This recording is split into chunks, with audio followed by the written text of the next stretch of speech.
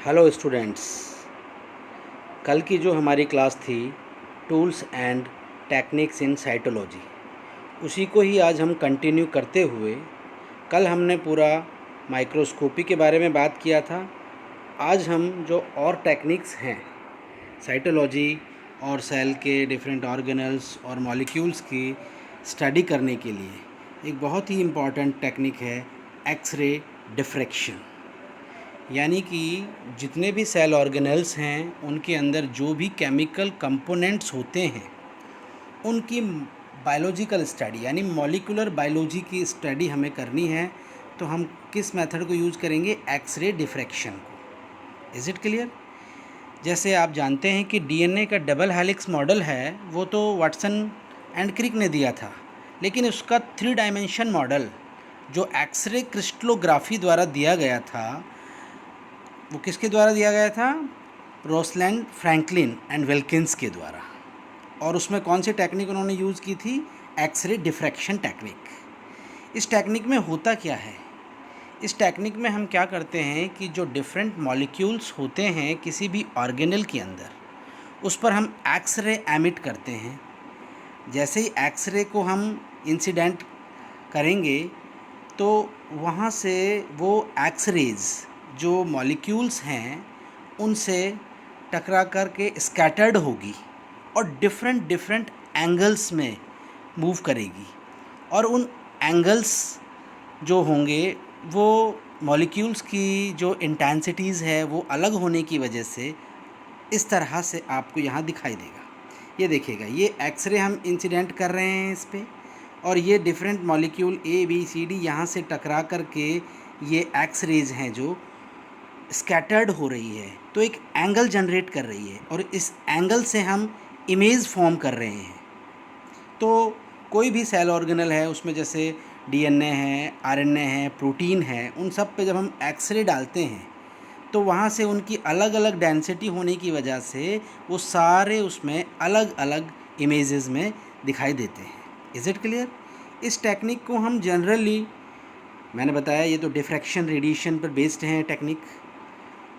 It determine orientation of the molecules, यानी कि जैसे अगर मैं बात करूँ, एक कंपोनेंट है पूरा डीएनए। डीएनए तो एक मॉलिक्यूल नहीं है, पूरा न्यूक्लियोटाइड्स की चेन है, तो उसमें न्यूक्लियोटाइड का ओरिएंटेशन किस तरह से है, क्योंकि उसके अंदर शुगर कहाँ अटैच्ड है, उसके बाद फॉस्फेट ग्रुप्स कहाँ हैं, नाइट्रोजनस बॉन्ड कहाँ है, ये सारा ओरिएंटेशन हम किस टेक्निक से पता लगा पा रहे हैं? एक्सरे डिफ्रैक्शन टेक्निक से। Is it clear? तो हम उसका एटॉमिक ऑर्गेनाइजेशन, यानी कि एक कंपाउंड का एटॉमिक ऑर्गेनाइजेशन पता लगाने के लिए इस टेक्निक को यूज़ कर रहे हैं, और इसमें जो भी आपको इमेज दिखाई देती है वो 3D इमेज बन के आती है। तो सेल्स के अंदर हम स्पेशली प्रोटीन की स्ट्रक्चर जानने के लिए, डीएनए की स्ट्रक्चर, आरएनए की स्ट्रक्चर और भी रिजर्व फूड जो मटेरियल है उनकी स्ट्रक्चर जानने के लिए हम क्या टेक्निक यूज़ करते हैं? X-ray diffraction. जैसे मैंने बताया अभी आपको, डीएनए की भी हमने एक्सरे क्रिस्टलोग्राफी के द्वारा ही पता लगाया था 3 डायमेंशन स्ट्रक्चर। ठीक है, ये हम एक्सरे डिफ्रैक्शन देख चुके हैं। इसके अलावा दूसरी जो सबसे इम्पॉर्टेंट टेक्निक है वो है ऑटो रेडियोग्राफी। ऑटो रेडियोग्राफी क्या है? ये जो टेक्निक है ये डायरेक्ट यूज़ करती है रेडिएशन को, यानी कि हमें जिस मॉलिक्यूल्स का, एक कंपाउंड में जो मॉलिक्यूल्स का, स्पेसिफिक मॉलिक्यूल का पता लगाना है या डीएनए के सीक्वेंसिंग का पता लगाना है, तो उस मॉलिक्यूल में हम स्पेसिफिक रेडियो आइसोटॉप से उसको लेबल कर देते हैं। अब रेडियो एक्टिव आइसोटॉप्स जैसे आप देख रहे हैं, हम क्या क्या यूज़ कर सकते हैं? ट्राइटेनियम यानी हाइड्रोजन का आइसोटॉप है, कार्बन 14 आइसोटॉप यूज़ कर सकते हैं, फॉस्फोरस 32 आप यूज़ कर सकते हैं, सल्फ़र का S35 यूज़ कर सकते हैं, कैल्शियम 45 एंड आयोडीन का 131 वाला आइसोटॉप आप यूज़ कर सकते हैं। अब जैसे डीएनए फिंगरप्रिंटिंग में हम देखते हैं जो बैंडिंग पैटर्न, पहले हम डीएनए के सेगमेंट्स को सेपरेट करते हैं, फिर उसको हम स्टेन करके जब ऑटो रेडियोग्राफ उसका बनाते हैं, तो वो ऑटो रेडियोग्राफ में हम क्या करते हैं? उसको हाइब्रिडाइज करा के प्रॉब से उसको स्पेसिफिक आइसोटॉप से लेबल कर देते हैं और फिर उसको किस में हम देखते हैं, एक्सरे के द्वारा उसका ऑटोबायोग्राफी करके ऑटोग्राफ्स देखते हैं। अगर आप देखें तो मैंने यहाँ दिखाया है आपको, देखिएगा हमने क्या किया है कि इस फिल्म के अंदर आपके मॉलिक्यूल्स हैं जो वैसे नहीं दिखाई दे रहे हैं क्योंकि, लेकिन हमने उनको रेडियो आइसोटॉप कर दिया है। यहाँ से जब एक्सरे के ऊपर आएगी इस पर्दे, एक्सरे के थ्रू जब हम इसको एक्सरे फिल्म पे देखेंगे तो आप देखिएगा यहाँ से पूरी इमेज इसकी दिखाई देगी, एक बैंडिंग पैटर्न आपको दिखाई दे रहा है। डीएनए को हम सीक्वेंसिंग करते हैं तो हम इसको यूज़ करते हैं। तो हम पहली बात, एक तो इसमें डायरेक्ट हम क्या कर रहे हैं, रेडिएशन को यूज़ कर रहे हैं, बायोलॉजिकल मॉलिक्यूल्स को यूज़ करना है, हाइब्रिडाइज किया हमने और डायरेक्ट उस पर एक्सरे डाला। लेकिन मॉलिक्यूल्स को रेडियो आइसोटॉप करना ज़रूरी है।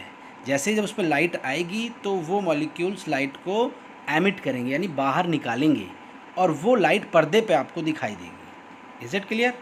It involve incorporation of radio active substances, जो मैं पहले ही आपको बता चुका हूँ कि इसमें रेडियो एक्टिव सब्सटेंस को इनकॉर्पोरेट करना बहुत ज़रूरी है।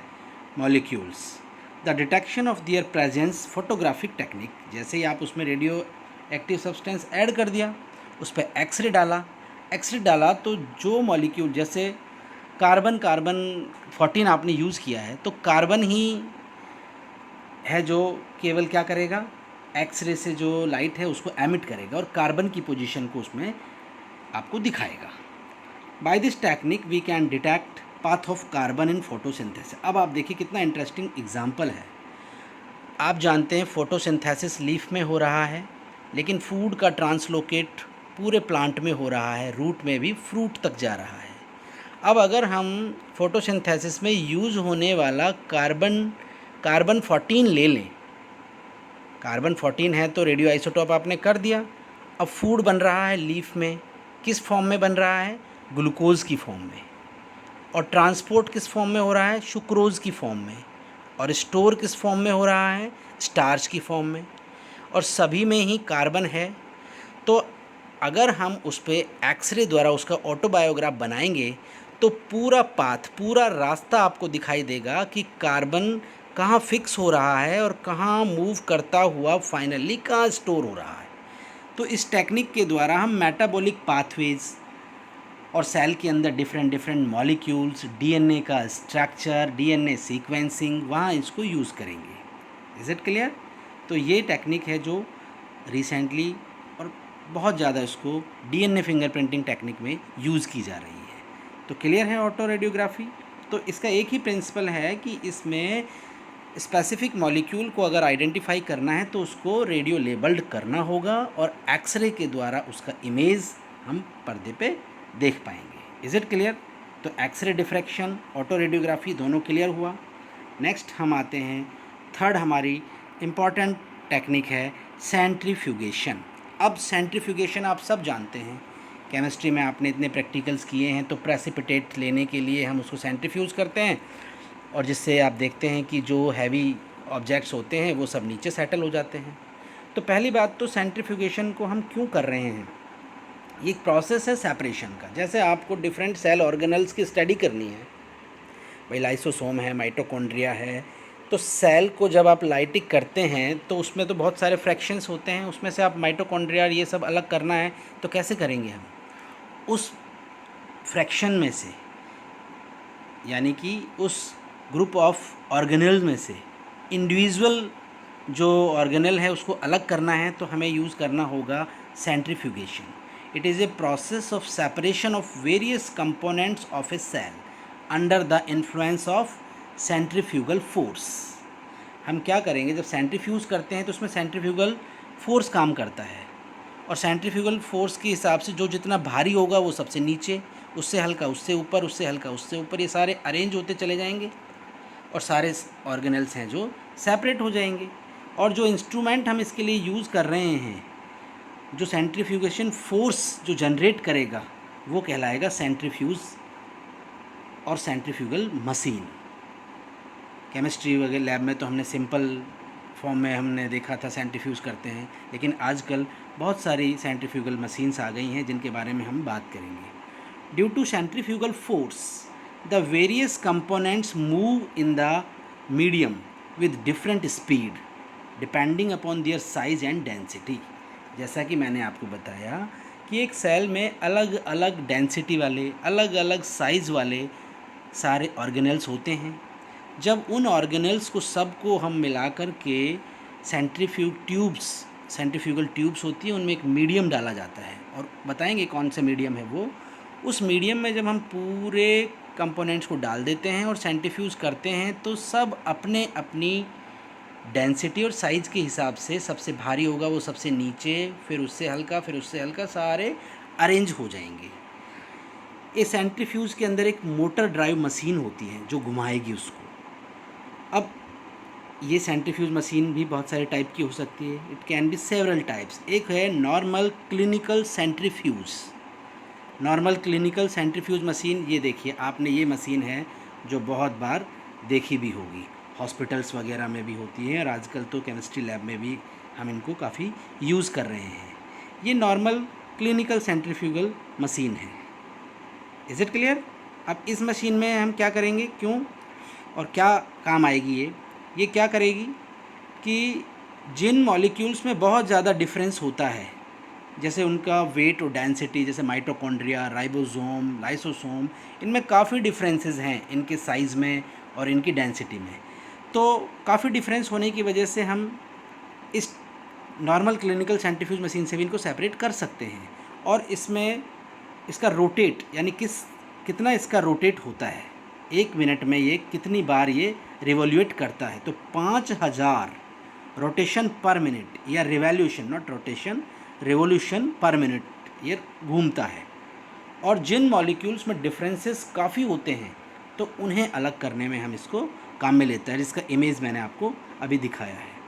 अब आजकल recently high speed centrifuge machines आ गई हैं जिन्हें हम कहते हैं अल्ट्रा सेंट्रीफ्यूगेशन या अल्ट्रा सेंट्रीफ्यूज मशीन्स, जिनकी रिवोल्यूशन स्पीड है जो बहुत ज़्यादा होती है, यानी कि 50,000 से 1,00,000 rotation per revolution per minute, 1 minute में 1,00,000 बार घूम जाती हैं। और ये इसे हम कहाँ काम में ले रहे हैं, इसको हम काम में लेते हैं, वी कैन यूज़ इसे हम लेस डिफरेंसेस, जो बहुत छोटे छोटे मॉलिक्यूल्स होते हैं उनमें डिफरेंस क्रिएट करने, उनको अलग करने के लिए, क्योंकि हम नॉर्मल वाली मशीन से तो जिनमें माइन्यूट डिफरेंसेस होते हैं उन्हें सेपरेट नहीं कर सकते, लेकिन हाई स्पीड सेंट्रीफ्यूगेशन और अल्ट्रा सेंट्रीफ्यूगेशन के द्वारा हम उनको भी सेपरेट कर सकते हैं। तो हम इन दोनों मशीन्स को हमारी, तो we can use any one for specific, जैसी रिक्वायरमेंट है उसके हिसाब से हम इन दोनों जो सेंट्रीफ्यूज मशीन है उनको हम यूज़ कर सकते हैं। और दोनों का इमेज मैंने आपको दिखाया है। ये क्लिनिकल सेंट्रीफ्यूज मशीन है जिसका रोटेशन है जो 5000 रेवोल्यूशन पर मिनट है, और ये है अल्ट्रा सेंट्रीफ्यूगेशन मशीन। ये अल्ट्रा सेंट्रीफ्यूगेशन मशीन है जो पूरा डिजिटली इसके ऊपर आता है, रेवोल्यूशन कितनी स्पीड में हो रहा है, क्या हो रहा है, तो बहुत फास्ट ये रिवोल्यूट करेगा और जितने भी हमारे कम डिफरेंसेस डेंसिटी वाले मॉलिक्यूल्स हैं उन सबको सेपरेट करने में ये हेल्प करेगा। Is it clear? अब हम बात करते हैं टाइप्स ऑफ सेंट्रीफ्यूगेशन। तो कितने टाइप के सेंट्रीफ्यूगेशन हैं, ये तो मशीन की स्पीड के बेसिस पे हमने इनका टाइप बताया था। अब हम बात कर रहे हैं कि कितने टाइप के सेंट्रीफ्यूगेशन है। पहला है density gradient centrifugation. Density gradient centrifugation, ये देखिए टाइप्स ऑफ सेंट्रीफ्यूगेशन की मैं बात कर रहा हूँ। Density gradient centrifugation, it involve, देखिएगा यहाँ सबसे इम्पॉर्टेंट बात क्या है कि जो मीडियम हम यूज़ कर रहे हैं, आप यहाँ देखें, इसमें जो मीडियम है वो सुक्रोज़ यूज़ हो रहा है ट्यूब के अंदर। इस सुक्रोज़ की जो डेंसिटी है उसको हम कंटिन्यू बढ़ाते जाते हैं। देखो डेंसिटी ग्रेडियंट सेंट्रीफ्यूगेशन के अंदर हमें क्या करना है कि जो मीडियम हम यूज़ कर रहे हैं, और कौन सा मीडियम यूज़ कर रहे हैं, सुक्रोज़, उसकी डेंसिटी को बढ़ाते जाना है। जैसे जैसे सेंट्रीफ्यूगेशन प्रोसेस इंक्रीज़ होगा तो हमें सुक्रोज़ की डेंसिटी को बढ़ाना पड़ेगा। आप यहाँ देखें, जब हम इसमें इनिशियल स्टेज में थे तो सुक्रोज़ था 12,000 ग्राम, और फिर धीरे धीरे जैसे स्पीड पकड़ा इसने तो 65,000 ग्राम 2 आवर के अंदर हमने इसके अंदर ऐड कर दिया है। अब कैसे काम करेगा ये? आफ्टर ग्रेडियंट फॉर्मेशन, जैसे हमने ग्रेडियंट बना लिया सुक्रोज़ का, होमोजेनेट यानी सेल फ्रिक्शन, सेल के डिफरेंट जो पार्ट्स, जो ऑर्गेनल्स होते हैं, उन सबको यहाँ ऐड करेंगे हम। ये आप देख सकते हैं, हम यहाँ पर सस्पेंड कर रहे हैं सेल फ्रिक्शंस को इसके अंदर, ठीक है। फिर हम सेंट्रीफ्यूज करेंगे। आफ्टर सेंट्रीफ्यूगेशन कंपोनेंट ऑफ होमोजेनेट, यानी कि जो ग्रुप ऑफ कंपोनेंट है, यानी समूह है जो मॉलिक्यूल्स का या ऑर्गेनल्स के समूह है, वो डिफरेंट स्पीड से मूव करेंगे, move different speeds and forms a bands at different position. देखिएगा, मैं पहले ही आपको बता चुका हूँ, जैसे ही मैंने इसमें सेल फ्रिक्शन हम ऐड कर रहे हैं, इसके अंदर सेल फ्रिक्शन ऐड किया, इसको घुमाया, इसको घुमाने के बाद आप देख रहे हैं कि डिफरेंट जो ऑर्गेनल हैं, जैसे माइक्रो बॉडीज़ हैं, इनका साइज़ या इनकी डेंसिटी ज़्यादा होने की वजह से देखिएगा ये एकदम बॉटम पे सेटल हुए हैं। फिर माइटोकॉन्ड्रिया इनसे हल्का है, वो वहाँ सेटल हुआ है।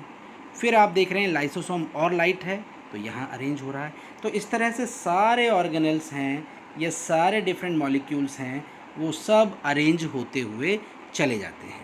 तो समझ में आया, ये बैंडिंग पैटर्न आपको दिखाई दे रहा है या नहीं दिखाई दे रहा है? देखिए, ये हमने सुक्रोज़ का डेंसिटी ग्रेडियंट लिया, इसके अंदर हमने सेल को फ्रिक्शन डाला, यानी सेल के डिफरेंट कंपोनेंट्स को डाले और सेंट्रीफ्यूज़ किया।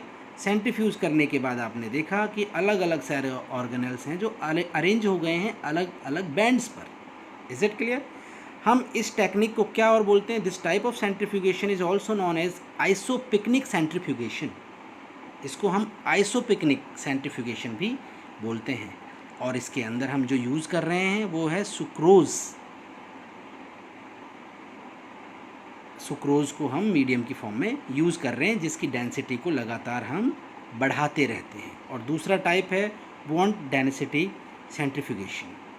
बॉन्ड डेंसिटी सेंट्रीफ्यूगेशन में क्या करते हैं हम? Molecule can be separated on the basis of their buoyancy density. Buoyancy का मतलब क्या होता है?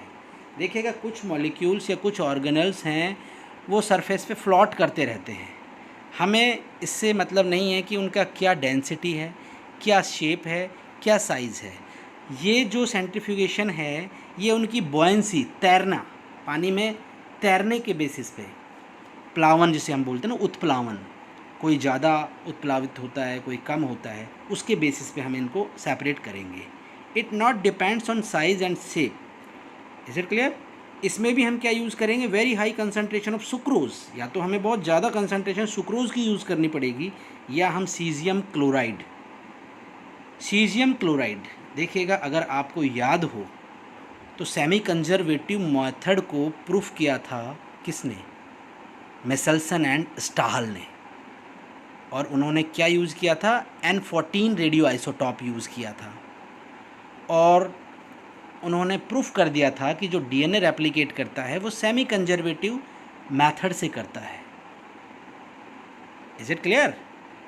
तो उन्होंने जो मीडियम लिया था ट्यूब के अंदर, अगर आपको याद हो तो उन्होंने यूज़ किया था सीजियम क्लोराइड, और उसके बेसिस पे उन्होंने इसको प्रूफ कर दिया था कि डीएनए जो रेप्लिकेट करता है वो किससे करता है? सेमी कंजर्वेटिव मेथड से।